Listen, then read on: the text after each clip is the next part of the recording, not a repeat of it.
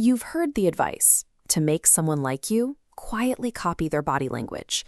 Lean when they lean, cross your legs when they do. In the late 90s, researchers set up a simple experiment to test this. A volunteer sat across from a stranger, secretly part of the study, and casually reviewed some photographs. Every so often, the stranger was instructed to rub their face. This chart shows what happened next. Without realizing it, the volunteer's own face touching spikes by 20%. When the strangers switch to shaking their foot under the table, the data gets even more extreme. Foot shaking among the volunteers jumped by nearly 50%. When asked later, the volunteers had no idea they were imitating a stranger the entire time. This unconscious imitation translates directly into real-world rewards. Studies of restaurant tipping found that servers who echoed customers, repeating their precise phrasing back to them, walked away with noticeably bigger tips. We blend into the people near us. It's an involuntary reflex, a biological signal that says, "I'm with you, we're in sync."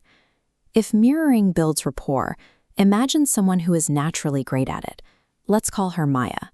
She's highly empathetic, the friend who makes everyone feel instantly understood. Now, place Maya at a dinner table next to a dismissive, arrogant coworker. Her empathy reflex kicks in. Without choosing to, she adjusts to his pace to survive. She picks up his clipped tone. She crosses her arms just like he does. She is perfectly executing the biology of connection.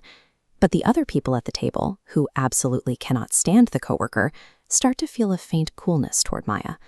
On the drive home, she gets the sense that the room walked away respecting her less.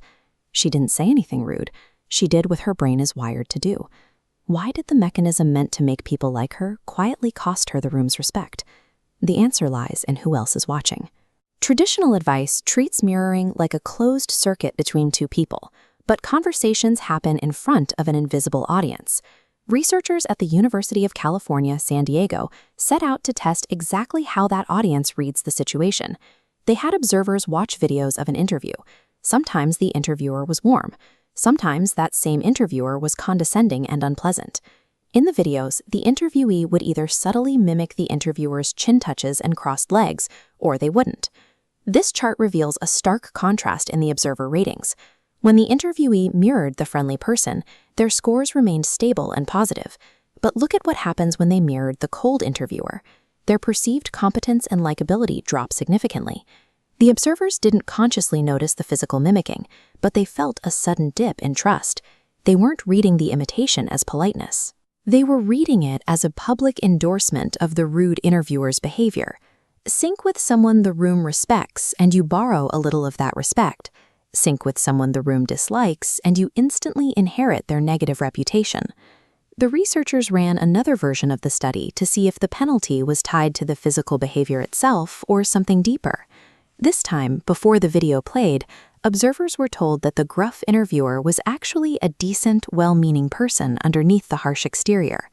Suddenly, the social penalty on the person copying him completely vanished. The physical movements were identical, but the audience is running a complex calculation. They are watching who you choose to align yourself with and grading your judgment of character based on that choice. This focus on authenticity also explains why doing this on purpose backfires. When a salesman crosses his legs 3 seconds after you do, or unnaturally parrots your phrasing, your instincts usually recoil. Holding a deliberate imitation in your head requires mental effort. That strain shows up in your face as a microbeat of hesitation.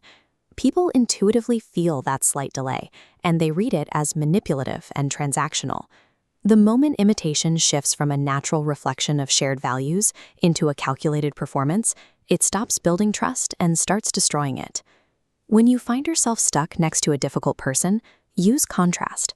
You don't have to adopt their coldness to survive the interaction. Stay warm, stay open, and let your steady presence be the anchor. The most magnetic person at a tense table is usually the one who refuses to match the worst behavior. If you do want to connect with someone positive, abandon the idea of copying their specific gestures. Instead, pick up their tempo. If they speak slowly, slow down. Echo their energy level, not their physical puppetry. Better yet, match their attention. When you genuinely track what someone is saying and reflect it back, you create that identical feeling of being in sync. Real listening doesn't leak as fake because it requires actual presence. Lasting connection is never built on a physical trick. It requires an internal synchronization, a meeting of minds rather than a matching of limbs. Try looking at mirroring not as a tool you use on one person, but as a broadcast to everyone else. When those two people perfectly mimic each other in a crowded room, they're sending a signal. They're showing everyone whose team they're on. You are a chameleon. You absorb the posture, the tone, and the reputation of the people you spend the most time near. The goal isn't to stop blending, but to intentionally choose whose colors you want to wear. And you can't stop your body from casting a silent vote the minute you walk into a room. The only question is whether you're going to keep catching whatever is closest, or finally start choosing who you vote for.